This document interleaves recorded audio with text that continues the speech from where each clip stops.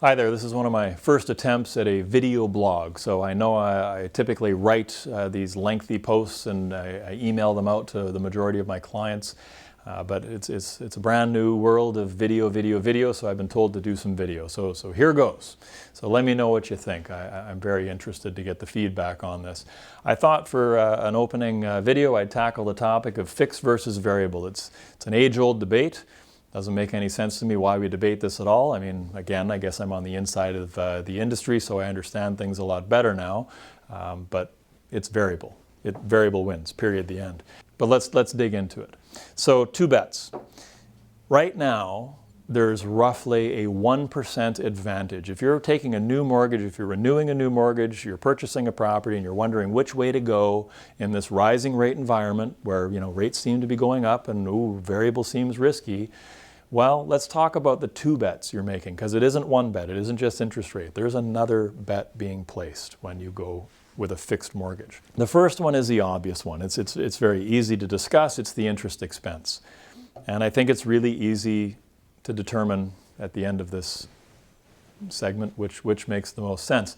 So if you say to me today you want to take a 5-year fixed mortgage, you're placing a bet. You're placing a bet that the 5-year fix is going to work out cheaper than the variable, because you're worried, understandably. The media does a good job of creating fear. That's what they do. You have a fear of rising rates and you're worried about not being able to afford payments, et cetera, et cetera.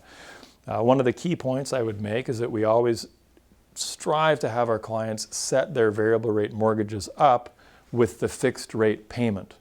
So right now, with that 1% difference, it's a 1% lower rate typically, approximately, but we'll use 1% for our purposes today. You set your payment on that fixed rate, you've basically created a buffer for the next 4 quarter-point Bank of Canada hikes. And the Bank of Canada, 99% of the time, will move in quarter-point interest rate increments. So to take that fixed rate mortgage, you might think the bet you're making is that the Bank of Canada is going to move prime up 4 more times. That's not the bet. That's not the bet. You haven't won. If they move it up 4 more times, well, as long as it took them to do that, I've been saving money in my variable rate mortgage. You've been paying extra in your fixed rate mortgage, so I've got savings. So even when the Bank of Canada moves prime up 4 steps, I still won. So you may think, oh, I see. So actually the bet is that prime needs to go up 5, 6, 7, 8 times. That's actually not even the bet, because even if the Bank of Canada moves prime 5, 6, 7, 8 times, all we've done there is give back the savings. I'm still at even money by the time that 8th hike comes around. So you still haven't won yet. What you're saying to me when you say the 5-year fixed is the safe choice is you're saying you believe the Bank of Canada is going to move prime up 9, 10, 11 times. That's a big jump. That's 2% plus, 2.25%, 2.5% over the next 5 years. But that leads us to the second piece, the side bet that you've made that unfortunately the majority of Canadians don't even know they made. And that's the penalty expense. So in a 5-year fixed mortgage with every chartered bank and nearly every credit union, the penalty math is approximately 4.5% of the balance in a 5-year fixed product. So if you have a $400,000 mortgage, that's an $18,000 prepayment penalty. Now I know you're never going to break your mortgage, but 6 out of 10 Canadians will. I get it, you're going to be in the 4 out of 10. No way you're breaking your mortgage. Yeah, that's what I thought. We've broken mortgages left and right. It happens. And in fact, I'll digress real quick here.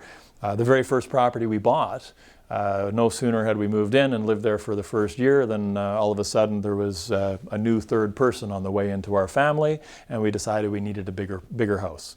So we sold that house, bought a new house, went to the bank and said, hey, please port our mortgage. And they said, no, the new house is on well water. We don't like that. We're not porting the mortgage. Go get it somewhere else. And by the way, you're going to have to pay this penalty. What penalty? You never told us about a penalty. Nobody talks about the penalty up front. That penalty, as I say, about 4.5% of the balance. It was $6,400 on a $160,000 mortgage. This is 20 years ago, back in the good old days. But we'd put $8,000 down. Like our whole life savings is down on this property at the time, and the bank just kept it and said, well, you can have $1,600 back. There you go. And the market was pretty flat at that time. It wasn't like the property had shot up in value. So it was a pretty depressing conversation. So we rounded up some new down payment money for the other property and closed on the other property. But at that time, I did something nobody does. I bought a 200-page book on mortgages. I read it cover to cover. And by the time I went back to the bank, I knew more than the person at the bank about mortgages. And I went variable when I was 27 years old and never looked back.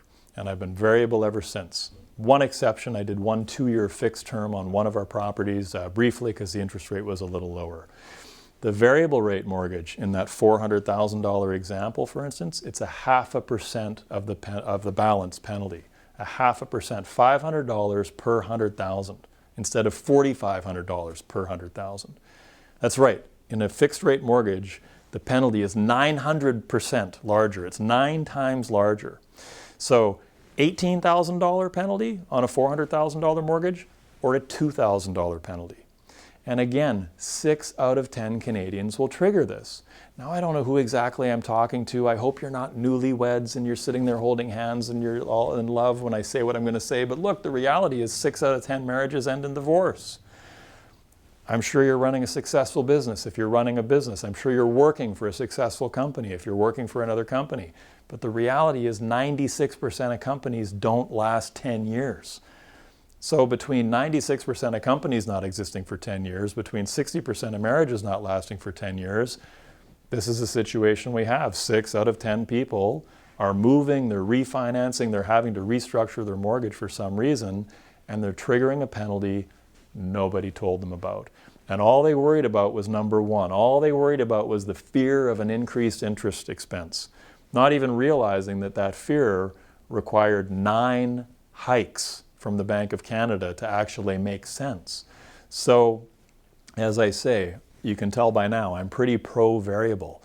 I mean, you're basically, with number 2 bet here, you're pushing $16,000 on the table in the case of a $400,000 mortgage. That's the difference in penalties. You're pushing $16,000 out there saying, I'm not only is the Bank of Canada going to increase prime 9 times, I believe that's going to happen. So I'm going to make this $16,000 bet that the fixed rate's the one to go in, because I also believe that I'm going to be in the 4 out of 10 that makes it to full term.